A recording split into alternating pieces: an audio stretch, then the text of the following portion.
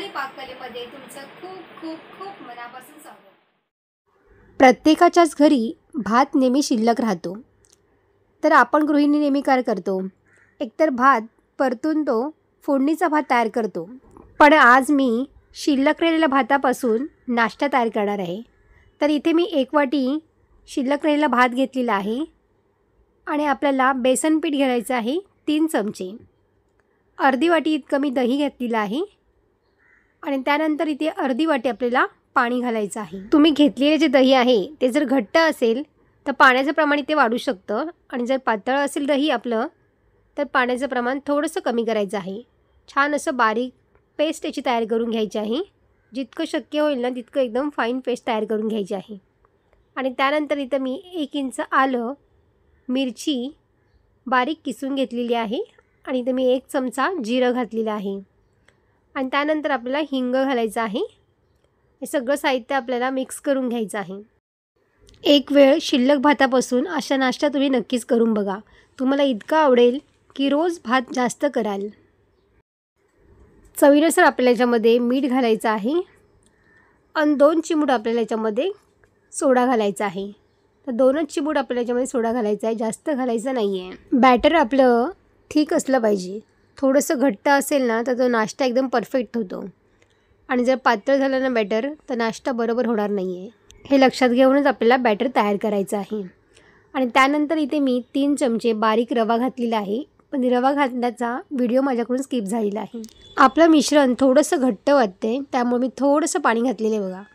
आणि त्यानंतर पुन्हा आपण छान असं मिक्स करून घ्यायचं आहे। तुम्ही पाहू शकता याची थिकनेस बघून घ्या। तर अशा पद्धतीने आपलं हे थिक ठेवायचं आहे, जास्त पातळ करायचं नाही आहे। लागलं तरच आपल्याला पाणी घालायचं आहे। हा नाश्ता आपण वाफवून घेणार आहोत, ढोकळ्यासारखं आपण याला वाफवणार आहोत। ज्या ताटामध्ये आपल्याला हे मिश्रण वाफवून घ्यायचं आहे त्या ताटाला थोडंसं तेलाने आधी ग्रीस करून घ्यायचं आहे आणि त्याचबरोबर इथे मी पाणीसुद्धा गरम करायला ठेवलेलं आहे। सोडा घालण्याच्या आधीच आपल्याला कढईमध्ये पाणी घालून वाफवून घ्यायचं आहे बघा। थोडंसं गरम पाणी करून घ्यायचं आहे, म्हणजे वाफ छान बसेल ना आणि आपला नाश्ता छान फुलण्यास मदत होतो। तर इथे मी 5 ते 6 मिनटं झालेली आहेत। आता आपण बघूया आपला नाश्ता झाला आहे की नाही। तर एका सुरीच्या साईडने मग चेक करून बघूया। तर हा बघा, सुरीला अजिबात ही मिश्रणी लागत नाही आहे, म्हणजेच आपला नाश्ता इथे तयार झालेला आहे। तर गॅस आपल्याला बंद करायचा आहे आणि हे मिश्रण पूर्ण थंड करून घ्यायचं आहे आणि त्यानंतरच ह्याच्या आपण वड्या तयार करूया। तर इथे पूर्ण थंड झालेलं आहे। आता सुरीच्या साहाय्याने हव्या त्या आकारामध्ये तुम्ही हा नाश्ता कट करून घेऊ शकता। शिल्लक भाताचा हा नाश्ता माझ्या घरी तर आठवड्यातून एकदा असतोच, शिवाय कमी साहित्यामध्ये आणि एकदम झटपट होणारा हा नाश्ता आहे। तर तुम्ही नक्कीच करून बघा।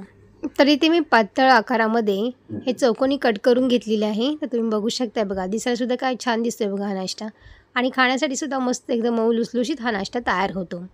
तर या नाश्त्याला आपण असंच सुद्धा खाऊ शकतो, पण इथे मी फोडणी तयार करून घेणार आहे। तिथे पॅन घेतलेला आहे, थोडंसं तेल घालायचं आहे आपल्याला। तेल छान गरम झाल्यावरती यामध्ये मोहरी घालायची आहे आणि त्याचबरोबर इथे मी सांबार मसाला घेतलेला आहे 1 चमचा। त्यानंतर नाश्ता घालून आपल्याला 2 मिनटं ह्याला परतून घ्यायचं आहे, त्यामुळे नाश्ता खाण्यासाठी अगदी मस्त लागतो। वेगळ्या चटणीची सुद्धा गरज लागत नाही, सांबार मसाल्यामुळे हा नाश्ता खाण्यासाठी मस्त लागतो।